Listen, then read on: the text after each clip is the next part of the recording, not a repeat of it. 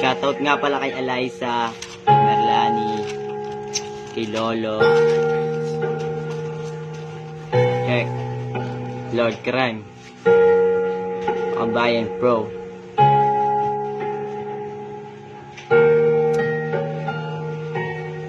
Check. Yeah.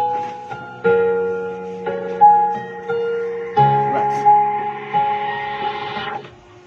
Hindi ko inaasahan na mangyayari to, isang araw minaganap at hindi ko ginusto. Kukuhain na pala ng Panginoon ng lolo ko. Ayoko po na mawala, pakibalik niyo po ito. Kahit na sandali lang na aming pang makasama. Yung lolo na dumadami sa hirap, ano ginawa. Yung lolo na sa amin laging nagpapasaya.